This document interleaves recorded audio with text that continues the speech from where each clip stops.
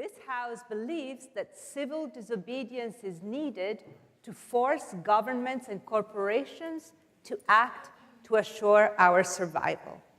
We will take your vote at the beginning, then we will have our two debaters presenting their viewpoint, and actually Antonia is going to argue for the motion, Cara is going to argue against the motion.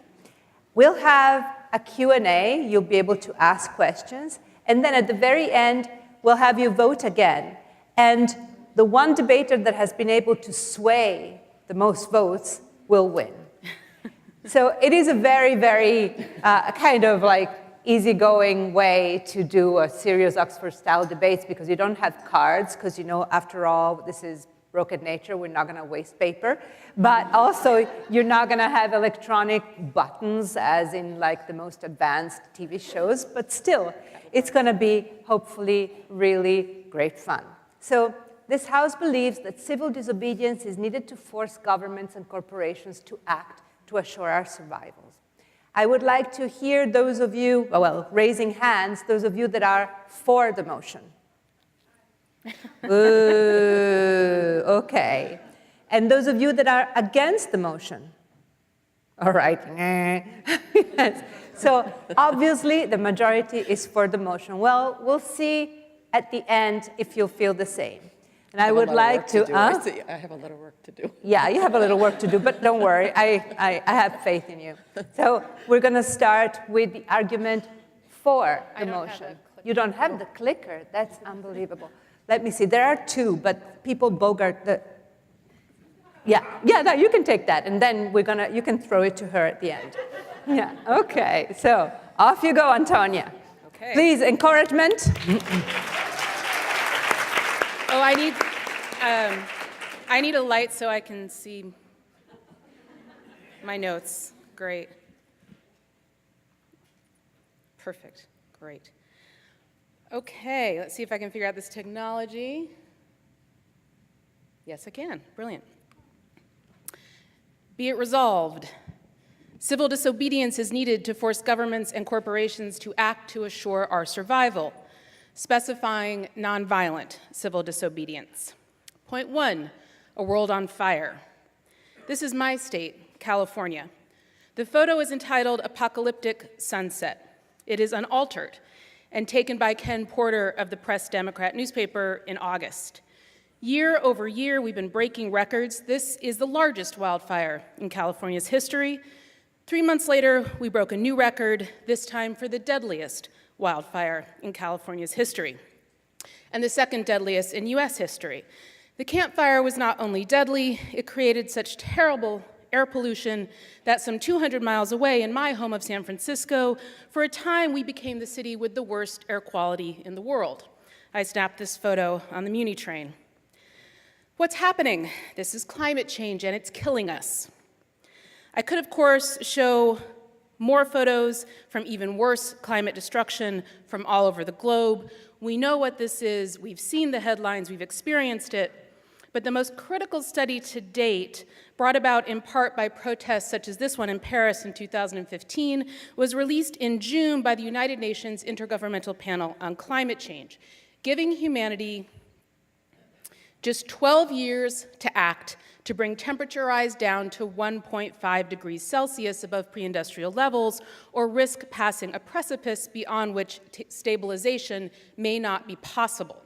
Failure to act will mean more and much worse of the same: extreme heat and drought, crop failure, more frequent wildfires, heavy rainfall, flood and cyclone events, animal and plant species loss and extinction, and a decrease in the ability of ecosystems to, quote, retain more of their services to humans. Climate change, the report reminds us, is a poverty multiplier, making the poor poorer and the number of people living in poverty greater.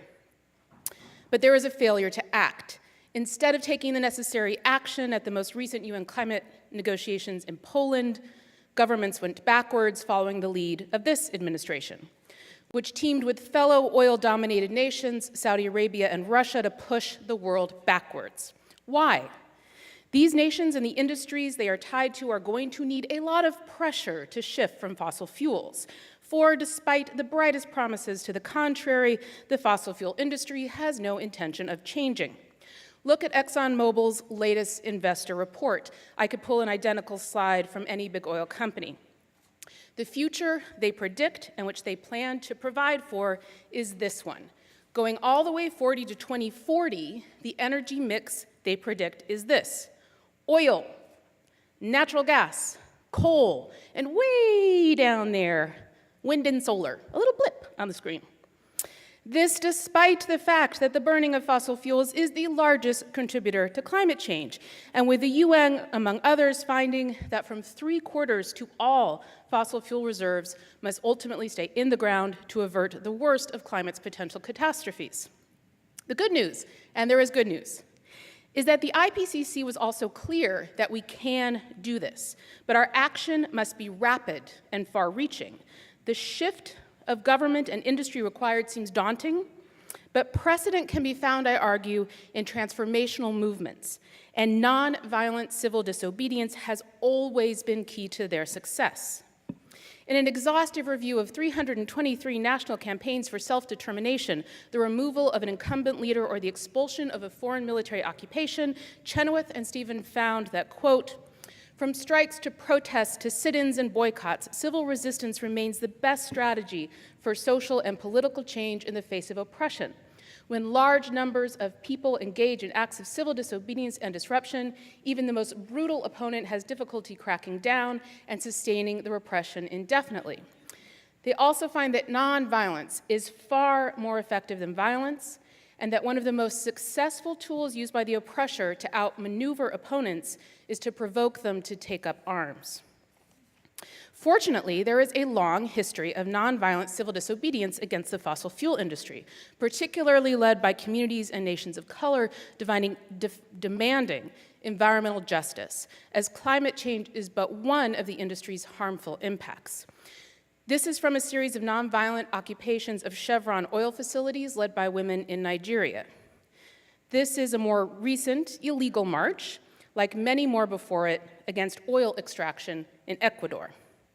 I could provide thousands of photos here, but I'm going to share just a few examples of the multiple uses of nonviolent direct action and civil disobedience, always used in concert with other tactics. There is the symbolic act. Greenpeace literally raising the flag of resistance days after Trump's inauguration, sending a message not just to the occupant of the White House, but to everyone else out there: do not despair, you are not alone, we are resisting, you can join us. Here is an unpermitted illegal march I recently photographed saying, "Now you've joined the resistance, let's demonstrate our power and bring attention to our demands, take over the street with art that tells a clear story." Among the demands of this march, that Governor Brown lead on climate by moving to keep California's oil in the ground. The focus of this march is in front here, a meeting organized by Jerry Brown. Other marchers are blockading the intersections so traffic can't flow, and in the middle, they demanded and created a space within which they literally not just envision, but live out the world they want to create, a space for empowerment, support, and even fun, building the shared strength and community needed to act. These actions can call for very specific demands of government, in this case for a Green New Deal. Over 1,000 youths lobbied congressional offices in DC in December and then held sit-ins in which many were arrested, followed by this action, shutting down the entrance to Speaker Pelosi's office in San Francisco. I interviewed Jackie, who told me that when she saw the action in DC, it was the first time that she felt hope rather than fear on the climate, and it moved her to participate in the action. They've succeeded in rapidly raising the profile of the Green New Deal, quadrupling the number of congressional endorsers in a matter of weeks. Then there's not waiting for companies or governments to act, and instead using this people power to shut down fossil fuel operations directly. This is the largest human-made machine on Earth, a coal digger operating in Germany, but not today. A group of about a dozen people are standing in a circle in front of it. You can barely see them, and they've stopped it. Direct action temporarily halted construction of the Dakota Access Oil Pipeline while lawsuits, lobbying, and other efforts were underway. It was met with historic repression by law enforcement and private security for an action such as this in the United States, which of course was a Native American-led and dominated movement. Though the pipeline went through, the organizing built awareness about the dangers of oil pipelines and oil extraction, spawning significantly increased resistance to both. This organizing was extremely successful in achieving its goals. And this is a story I wrote for Rolling Stone on it. Kayaktivists surrounded the Shell oil rig, delaying its departure from Seattle up the coast to the Arctic. Similar direct actions slowed this and other rigs. Pressure on the Obama administration had already led it to implement an extremely short 3-month window within which Shell could drill. The actions chipped away at that window, such that Shell had time to drill just one hole when it finally got to the Arctic, which was dry. More pressure led to more regulation, ultimately leading Shell to leave, and Obama to implement a ban on all Arctic oil drilling, which was undone by Trump. Finally, everyone can do it. The Society of Fearless Grandmothers blockades traffic so artists can paint murals in a mass nonviolent civil disobedience for the climate in San Francisco. Thus, be it resolved, for a climate of peace, nonviolent civil disobedience is needed to force governments and corporations to act to assure our survival. Thank you.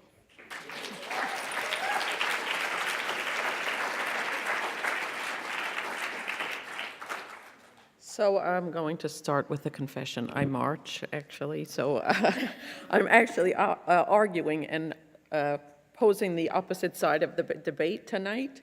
And I want to thank Antonia for the wonderful conversation and also Paola and the MoMA team for having us. It feels a bit funny always to be arguing against civil disobedience when I believe in it and spend most of my time fighting for social and environmental causes. But Paola asked me to, so I'll clarify my position as we go along. I have 10 minutes to present, so please forgive any oversimplifications, if you will. I always like to start every presentation with a quote, this one from the smartest woman I know. It's always helpful to start with the facts, dear, said my mother. So to kick us off on that note, I'd like to ground us in a few facts and a look back at history. Starting with population, as many of you will be aware, it took us until 1927 to get to 2 billion people, 33 years to add another billion people. And now we add a billion every 13 or 14 years, and we are currently at 7.7 billion. On the United Nations, 1992, when we only were 5.5 billion people, not the 7.7 we are today, the UN developed the framework on climate change. In 1995, in fact, the first COP meeting was born. In 1997, the Kyoto Protocol was established, confirming that global warming is occurring and likely to be human-made. Nearly 20 years later, COP21 and the Paris Climate Accord was ratified.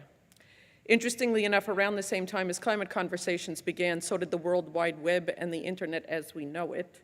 Today, we send 269 billion emails every day, along with 500 million tweets and 95 million Instagrams, 350 million photographs are posted every day on Facebook. So not only are there a lot of us, as we've seen by the population growth, we're creating climate change as well, and we're also very busy doing other things. In 2006, Al Gore managed to get our attention and bring this discussion to the public with his film, The Inconvenient Truth.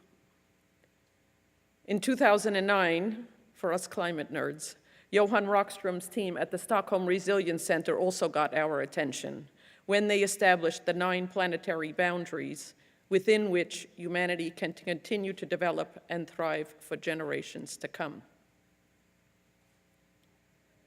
And finally, by 2014, we marched and we protested. This is 22 years after the UN resolution, 17 years after the Kyoto Protocol, 8 years after Al Gore, 5 years after the planetary boundaries. It took us a long time, but we've been busy after all with that web searching, Instagram, tweeting, and emailing. The question for today, more specifically, is after we march, when the news cycle moves on, what happens? And here I think when we talk about is civil disobedience the most immediate and effective path to assure our survival, I can't say 100% yes. Does it yield concrete systems change solutions? Do the individuals that actually marched and protested change their own behavior? Or are they still drinking out of plastic bottles, driving SUVs, and driving lots of cheap clothes that they readily throw away, and so on? How much money was spent by individuals and municipalities on protests, and could it have been better spent? Rather than civil disobedience, how about unity? We are one human family living on one common planet. Beyond simply protesting, what about investing in solutions? We are all actually responsible for things being where they are today. Rather than arguing, protesting, dividing, and complaining, how can we get everyone engaged? What can we build if we're unified? If each one of us can overcome our egos and our flawed human nature in the name of greater good, then we can create true change. This, in my opinion, is our real obstacle and our real challenge, and no amount of civil disobedience will resolve the issue of working all of us together in the name of greater good. 2018, back to our timeline. Another 5 years have passed since the climate march. Recent UN reports that Antonio already mentioned paint far more dire picture of climate change than previously thought, and says that avoiding the damage requires transforming the world economy at a speed and scale that has no documented historic precedent. In fact, as mentioned, we only have 12 years. Regardless of my side of tonight's debate, what I really feel is yes, absolutely, by all means march, by all means use civil disobedience as a lever. But profitable business solutions that simplify, democratize, and humanize issues scale way more quickly whether we like it or not. If we look at some of the issues on the left and think when they started and how much has been achieved, we may say that not enough has been done.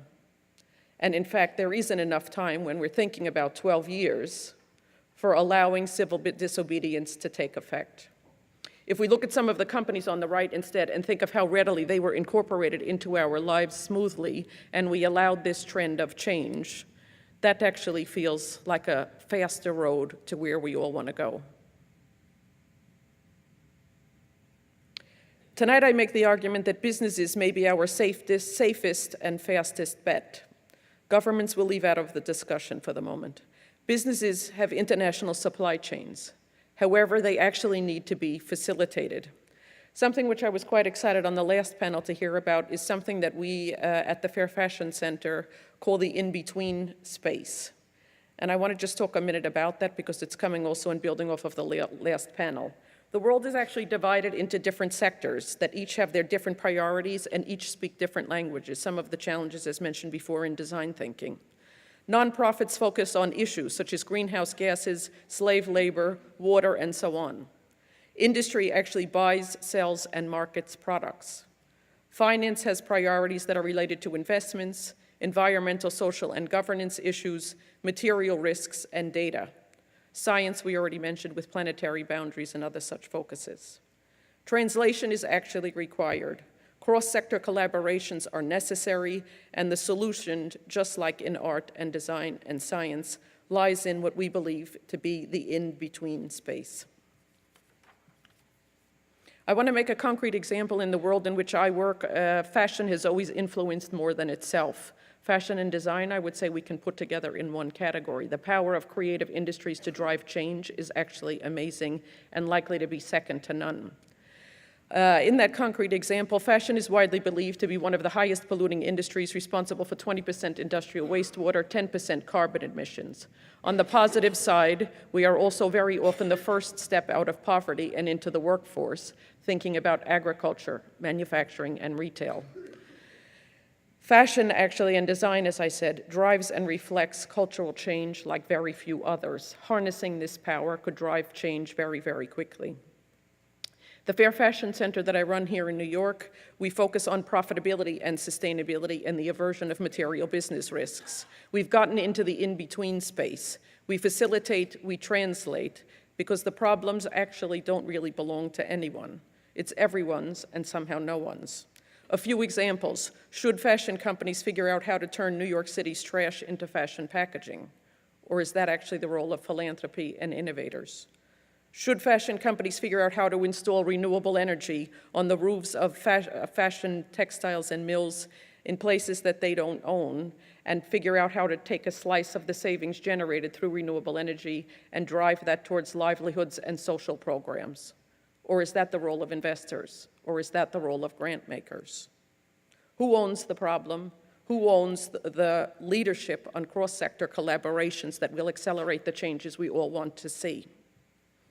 One easy way that we like to look at this is actually something that we have nicknamed Chase the Waste, which is easy to remember. If you look at packaging and textile waste and look at inputs like water and chemicals, and then think about the unclean energies rather than clean, as you look at each of those things, they afford savings.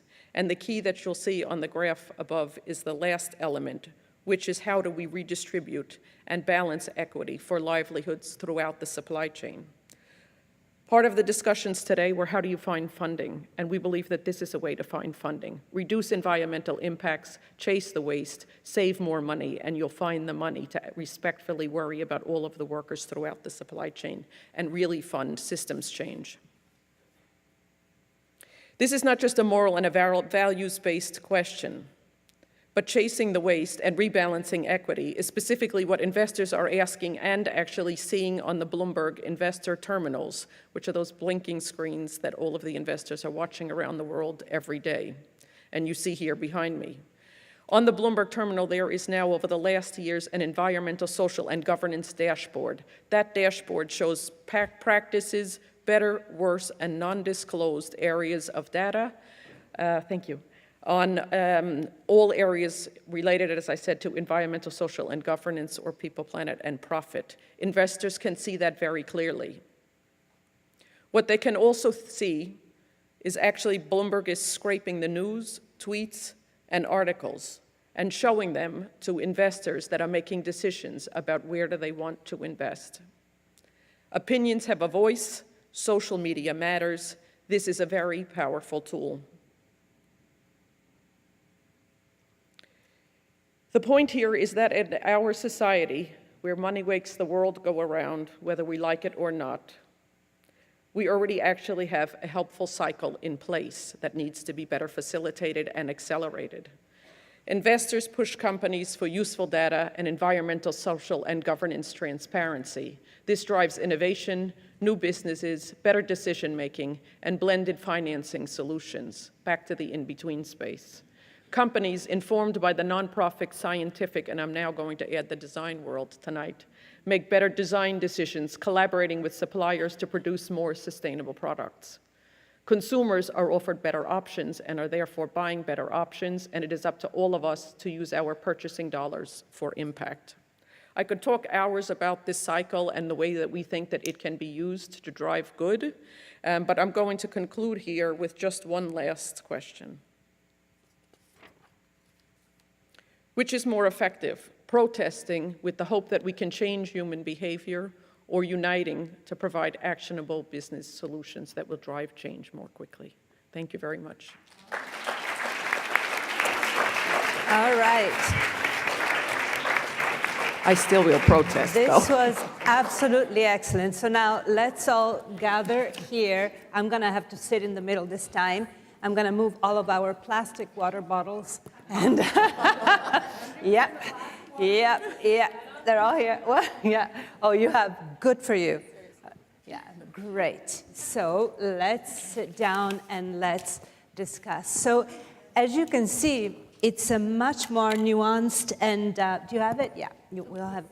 It's a much more nuanced and complex argument than one would think at the beginning. And I have to say, congratulations to you both for really making it super strong. And I would like, since this discussion is for you and you are the voters, I would like to open it up to the audience right away.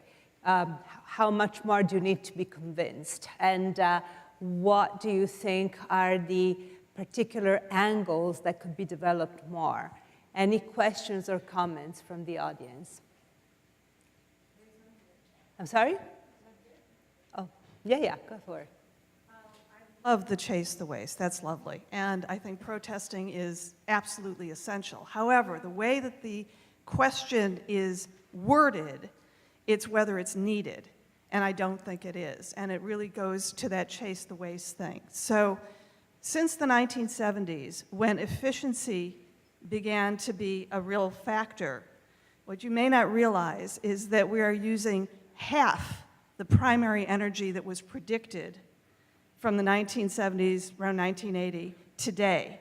So we have the energy at the same time that the economy tripled in size. In that half that we saved, we kept out between 150 and 200 parts per million of carbon from the atmosphere. So we would be looking at 600 ppm right now, not 408. So that's a really big deal. We have a huge tool here that really hasn't been popularized. With it and with integrative design, so it's a design issue, what integrative design is essentially the choreography of resource efficiency. We have the tools that we need right now and the technologies that we need right now to make a dramatic impact on this. Yet when you go to organizations like 350.org, you don't see a word about efficiency. You see everything about renewables. And efficiency has had over 30 times the impact of renewables in terms of keeping it in the ground. Who's paying attention to this very closely is the Trump administration, which has gone out of its way in incredible detail to deregulate, to roll back, and to quash every efficiency impact that there is.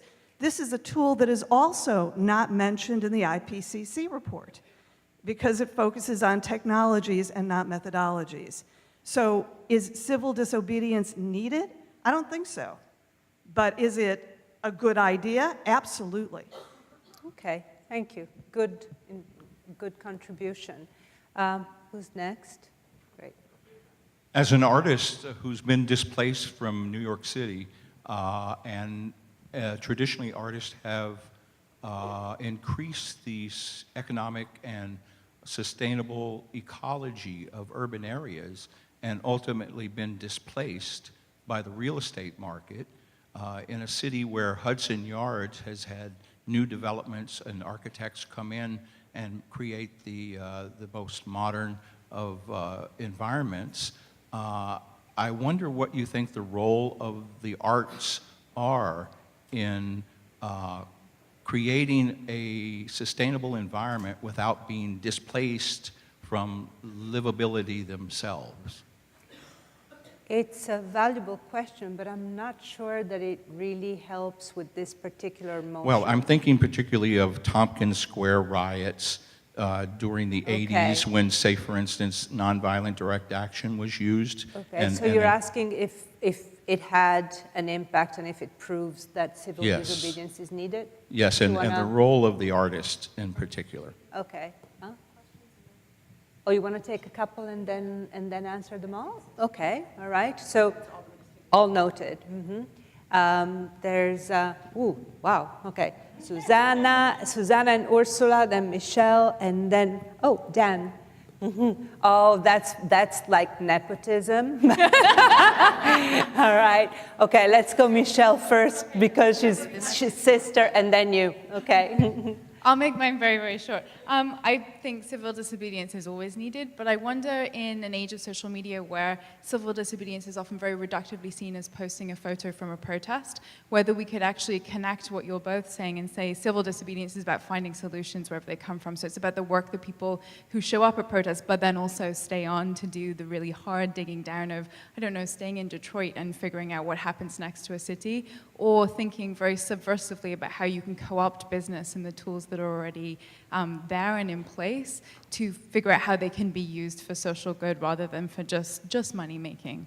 And so I wonder if there's a point of civil disobedience where you can actually marry, I think, your two positions together quite nicely, where it can both be an act of co-option, but also really, I guess, redefining what we mean by civil disobedience in this age, because I think it's often very superficially understood. Yeah, and we talked about whether we should define civil disobedience or not before the panel, and then we left it evanescent. But so you're saying people are allowed to go and protest only if they sign up that they will follow up to it. Okay. Yeah. Susannah. Mm-hmm.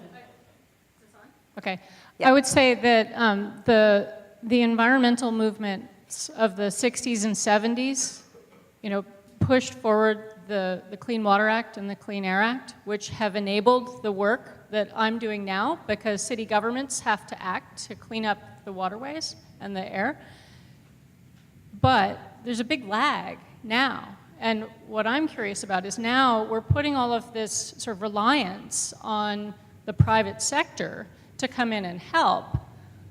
But, what's their incentive to come in and help? And, what's government's incentive to now step up as well? Because the partnerships don't seem quite aligned at this point. So how do you see the possibility of marrying the two to get further action?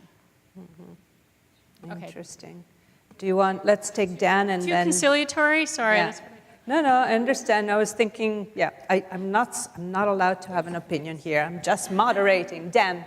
Mm-hmm. I just wonder how your positions vary depending on the political structure of the country that you're speaking about. So if you're talking about a Let's talk about representative Canada again. democracy, you might have a different answer than another political system. And so I'd like to hear your perspectives on that. If you're talking about A representative democracy versus other political systems. Okay, now that we've had a few, do you wanna answer? Oh, Ursula, sorry. Mm-hmm. Yes. My question actually ties in with Michelle's pretty nicely. I wanted to ask about other forms of civil disobedience, because I agree that the marching in the streets is nice, but I would have to agree that that's not needed. But there's two other versions of it that seem, more forceful in both negative and positive ways. One is what we've recently seen in France, where protesting is associated with violence and with vandalism, which often actually helps to make the point of civil disobedience. So is that needed to actually force change? It seems that in France it recently was, that's what caused Macron to change some of the taxes that he wanted to impose and so forth. And then the other one is a more, goes in a somewhat different direction. The science fiction novelist Kim Stanley Robinson, in his novel New York 2140, which is about climate change and global finance, came out last year. He envisions a huge number of people stopping to pay their mortgages, loans, rent, and so forth, and thereby bringing down the finance system and forcing governments to actually socialize the banks. And at a less speculative level, I mean, there's people who withhold their taxes as a form of civil disobedience, say during the Iraq War. So that's very different from, I think, just marching in the streets in both positive and negative ways. And I would love to hear both of you talk about that. I'm also thinking every New Yorker has dreamt if all New Yorkers did not take the subway for a day, but then we're all like on monthly tickets. Yeah, sorry, go ahead. The dream of, FYMTA, right? So I'm going to try to put it all in a circle and in an answer. I don't know if I'm going to manage exactly, but I'm going to go back to one slide, which is we are one human family living on one common planet, which means we are all responsible. And starting there, the first question was on artists and protesting, and what does it yield? And I think what we saw on the last panel is actually the fascinating answer. When we're talking again about the in-between space, it takes every single one of us, no matter what it is that we're doing, taking a half of a step in and saying, where does design meet science? Where does science meet city planning? Where does city planning meet design? Where does the artist, and all of that. So if everybody could kind of take a step in with this idea of let's be aligned in the solution, I think that's very important. Answering the question of where is the motivation, I guess I could say I wish I would live long enough to fight capitalism. I don't think that I will. So therefore, my answer is, if investors are continuing to say to businesses, we want to know about your chemicals, we want to know how you're supporting your livelihoods. Larry Fink is saying, I want to know what's happening with your environmental waste and your raw materials, because that's a material business risk to my investment. That is an unbelievably powerful tool, as powerful, if not more, as our customers. And I think that because we have this idea of investors pushing brands and brands pushing consumers, that is really where does the motivation come from. On what about civil disobedience, I think social media, civil disobedience may be more powerful than some other things. And on governments, I have to vote in favor of businesses that have international supply chains and are forced to bring products to market and want to market them. So if I had to bet, I would bet on business. I don't know if I covered it all, but. What I mean by civil media, social media, pardon me. We could rebrand that in some ways.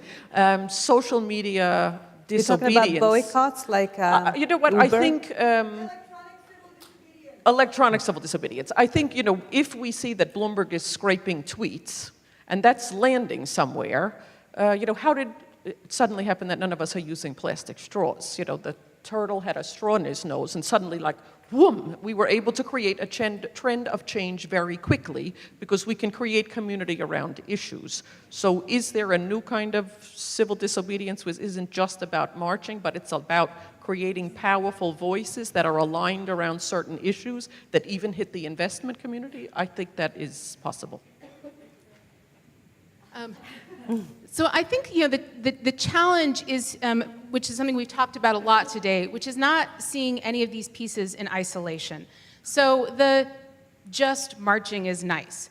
Marching is a part of a system of raising awareness about an issue, of building community, about building support, about discussing issues with one another, about having people see it who march by, about having people share it on social media, about having it inspire someone like AOC to come out and run for office and pass legislation, or push legislation like the Green New Deal.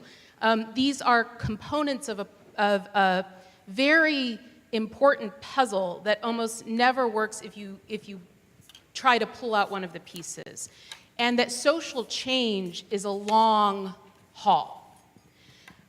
One of the key lessons that is put forward in Chenoweth and Stevens' study of these transformative social movements is that they take years and that they work under all forms of government. The most repressive, the most liberal, civil disobedience is core to those movements succeeding in the long haul, and success means achieving their stated goals. So one of the failures of violent movements is that they almost always are limited to able-bodied young men. And what they don't succeed in doing is bringing in a plethora of people, like the fearless grandmothers, like the women in the protest from Ecuador, like the women in the protest from Nigeria, who stay on for sustained campaigns, who put in long-term commitments for re-envisioning government, who also bring in people who come over from the government, come over from business, want to join in and build new systems, new governments, new structures, and stay in until they're implemented, and then stay in through the long haul. And that violent movements, and again, these are places where we didn't do definitions, and there's lots of different definitions of violence. The threat of physical violence is the term that Chenoweth and Stephen use. So that doesn't necessarily mean so property destruction often falls into a wiggle space. Does that make people feel that they're physically threatened? Does it not? Is property destruction? So of course, in the protests against the Dakota Access Pipeline, the use of jamming property was key to many of those actions. The photograph, I mean, most of those are photographs that I took, and most of that's reporting that I did. But the photograph of the confrontation with the military and the police and the private security happened on one day, and the very next morning was the photograph of the women who came out and had, it was a civil disobedience because it was illegal to be where they were, which was at the point of that confrontation, but it was a very different engagement. And, I think that's a longer conversation for another day, which I can't offer an answer to today. I do think that when you talk about the uniting is key, and so that's what I actually think is the power of the civil disobedience movements, which I was showing, is that there's really an attempt to show a shift in power. So instead of power being top down, and it's sort of the problem with the way we have framed the question of the debate, is how to make governments and corporations act. Rather, maybe the idea is more how people rise up and create new systems and transform the government or transform the corporations, but that you are shifting the balance of power so that instead of seeing powers coming from top down, from the government or the corporation to the people are taking over the wheels of government and taking over the wheels of the companies and transforming them. But so that wouldn't be civil disobedience. That would be grassroots efforts. That would be and so groundswell. Civil disobedience as a tool in building those movements, as a tool in the process. And so getting at this issue of efficiencies. I can't speak on behalf of 350.org, but 350.org certainly sees renewables as an industry that would replace a localized industry. Efficiency is a far larger industry Right. at every measure. And if we all changed renewables tomorrow, this is why the fossil fuel companies are putting out those reports that you're talking about. It won't make a difference fast enough. Okay. So the efficiencies that have been achieved, while commendable as you've painted them, have clearly not gone far enough.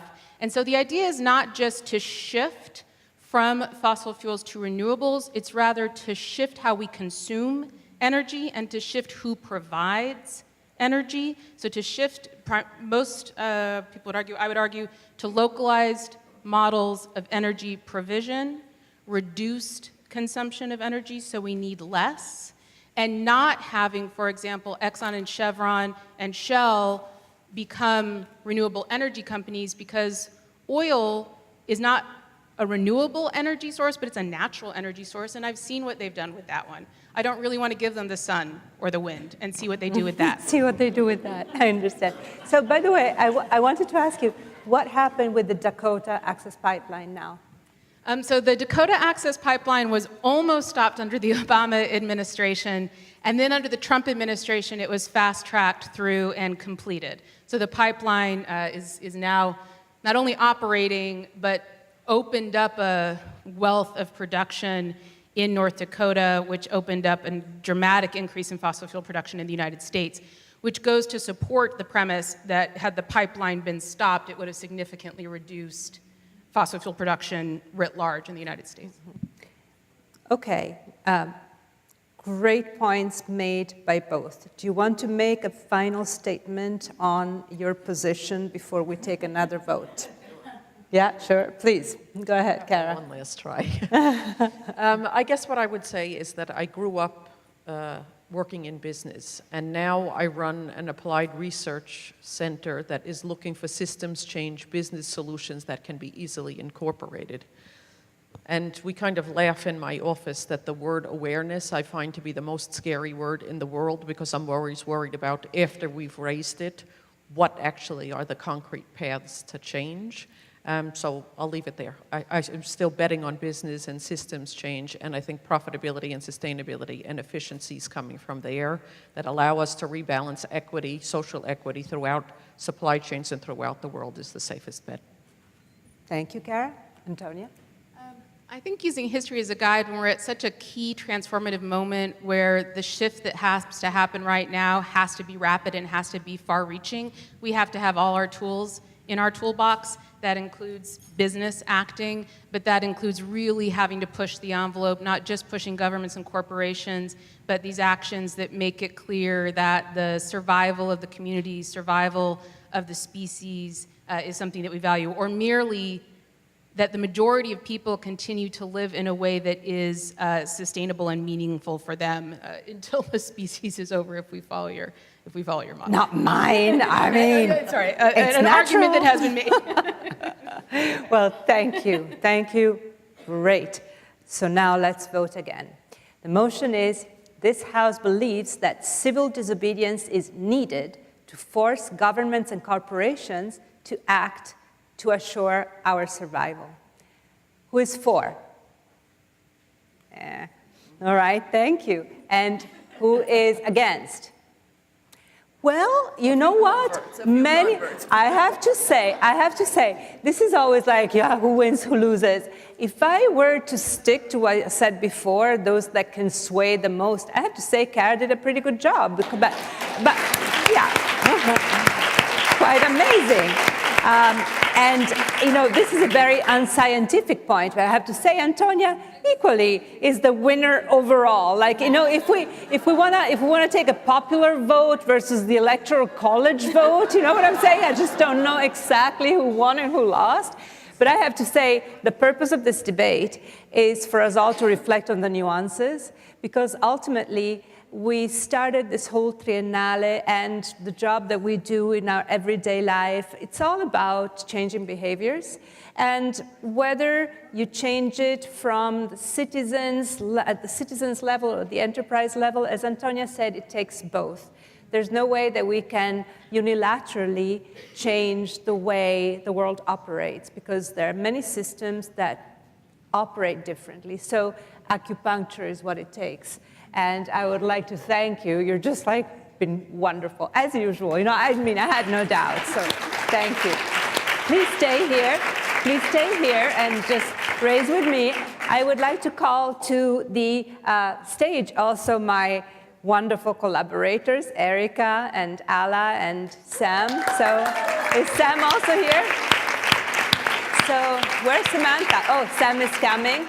So I would like you to meet them in person. So this is Erica Petrillo, and this is Ala Tanir, Sam, and this is Sam Ozer, and then the whole staff here at the Museum of Modern Art, our wonderful audiovisual team, and you more than anything, thank you for coming today. All of our panelists and keynote speakers, thank you for being here.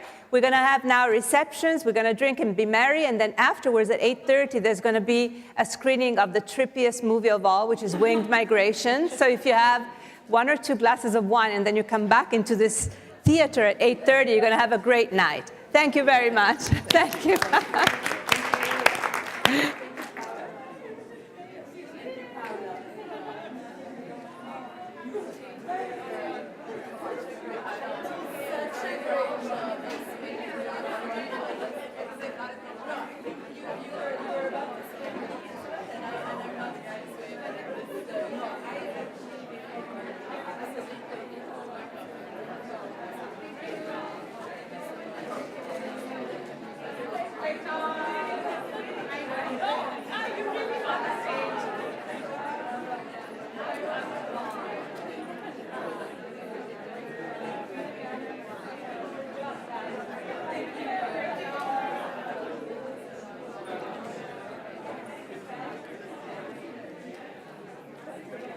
Yeah.